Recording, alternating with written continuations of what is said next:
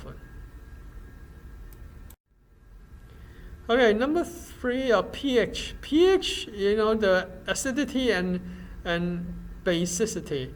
So each enzyme, they have an optimal pH for their function. Oh, well, there should be a hyphen here. pH dependent, because enzyme structure is pH dependent. There should be a hyphen here. This is the main reason. Extreme pH can denature enzyme, which is a protein, also by changing the structure. It's the same thing, same reason. It is similar reason as your temperature, cooking. So let me give you 2 examples, okay? One example is that when you go to hair salon to either straighten your hair or make your hair curl, what do? They do ironing or perming, right? So ironing is like they will expose your hair with high heat. Why? Because your hair is basically protein. When they expose your protein hair with high heat, they denature your hair. It's just like what we talk about. When your hair is denatured, that means the structure is changed. Then they can change the shape of your hair. Like straight into curl or curl into straight, depending on what you want to do. Similarly, what is perming? Perming is basically they expose your hair to strong chemical, so that it will denature your hair. They expose your hair into extreme pH, basically, to denature your hair, to change the structure of your hair, so that also depending on your preference, then you can change your hair from straight to curl or from curl to straight. So this is the first example. What is the second example that I'm going to give you? Second example I'm going to give you is cooking. I usually ask my student, why do you cook? Then some student will tell me, to make it taste better. But some student will tell me, just to so that the food will become clean and we won't have diarrhea. Well, that is the point that I want to make. When we cook, we kill the bacteria on the surface of the food, so that when we eat the food, we won't get sick. But how come cooking will kill the bacteria? Because when we expose the food in a high heat, same thing will happen. The enzyme inside the bacteria, they will get denatured. When the enzyme inside bacteria denature, then the bacteria will die, because the chemical reaction in the bacteria cannot proceed. And similarly, have you ever heard about something called pickled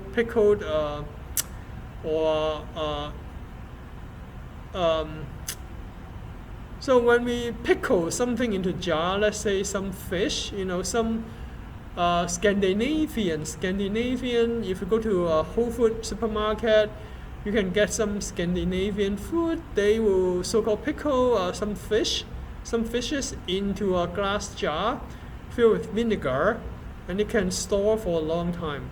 Why is that? It is the same idea. When you store food in acidity, the pH is changed. The pH is not the optimal pH for bacteria to grow, because the pH will denature the protein or the enzyme in the bacteria to inhibit the bacterial growth. So that's why when we so-called pickle some food into a glass jar with vinegar or other acid, then the food can be stored for a long time. That's the main reason. So this is the physiological example. You can see that what is pepsin? Pepsin is a stomach enzyme. It's an enzyme secreted by your stomach. It you see that the optimal pH that the pepsin can work is approximately pH number 2. It is highly acidic. Why? Because, well, as you know that your gastric juice is highly acidic. They are hydrochloric acid. That's why for this enzyme to work, it should be in an acidic environment. And also, you also notice that the name of the enzyme does not end with ASE. Yes, the name of this enzyme does not end with ASE. Some enzymes, they do not end with ASE. Pepsin is one of the example, but most of the enzyme, the name of the enzyme ends with ASE. What is the function of the pepsin? Well, look at the prefix pep. Pep comes from the word peptide, meaning that this enzyme pepsin digests or break down peptides or polypeptides or simply protein. It breaks down protein. And then the second enzyme we'll talk about is trypsin. Yes, you can see that trypsin does not end with ASE as well. The optimal pH that it works is maybe higher than 8, a little bit higher than 8. In other words, the optimal pH the trypsin can work is a basic environment. Why is that? The reason is that pepsin is secreted by pancreas.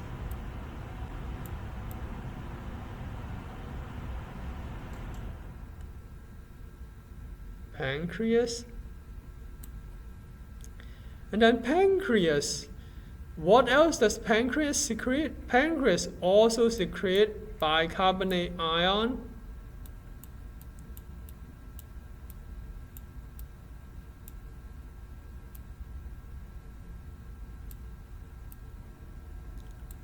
Bicarbonate ion is basic. So when pancreas secretes bicarbonate ion and trypsin into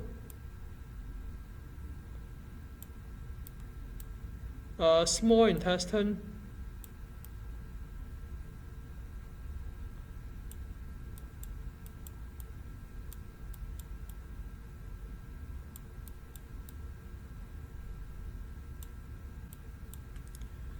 then you will make small intestine basic, and then trypsin work well in this basic environment. What is the function of trypsin?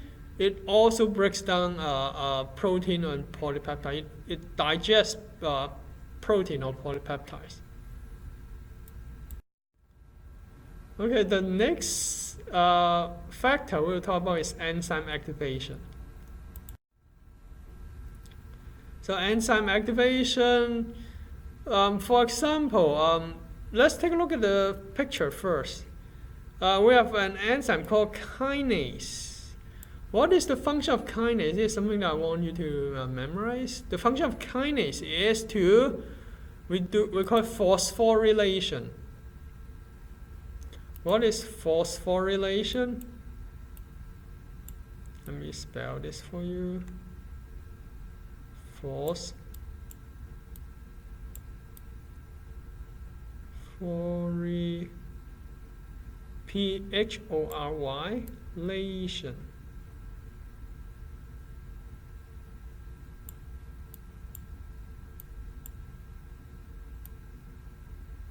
Phosphorylation.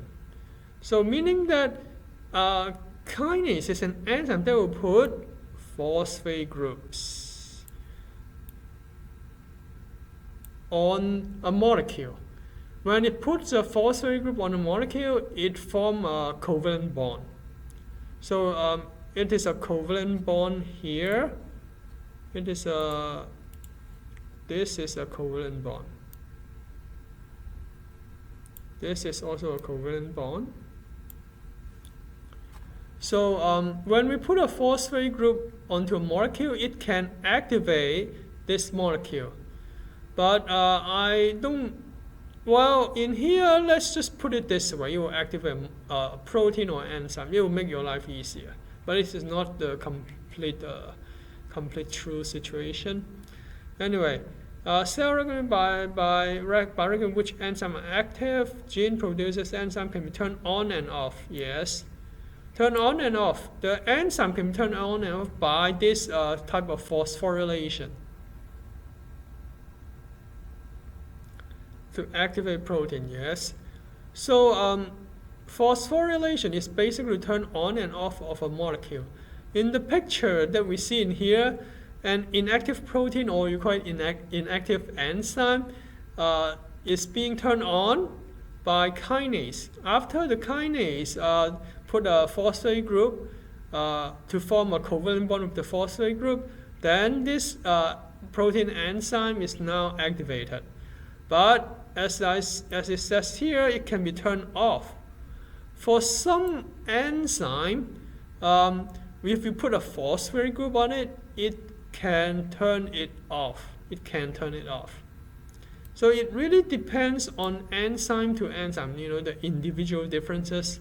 Some enzyme, when they get the phosphate group, then they will become active. But some enzyme, when they get the phosphate group, they will become inactive.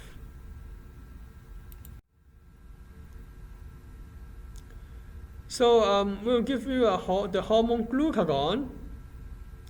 So glucagon is this one here, this dark green thingy here. When glucagon binds to the glucagon receptor, which is on the surface of the cell membrane, okay, you will trigger something called a G protein. A G protein will activate something called adenylate cyclase. Adenylate cyclase, as you can see from the name, it ends with ASE. That means it is an enzyme. What does this enzyme do? It convert ATP into cyclic AMP. So adenylate cyclase convert ATP into cyclic AMP. This is what this enzyme does.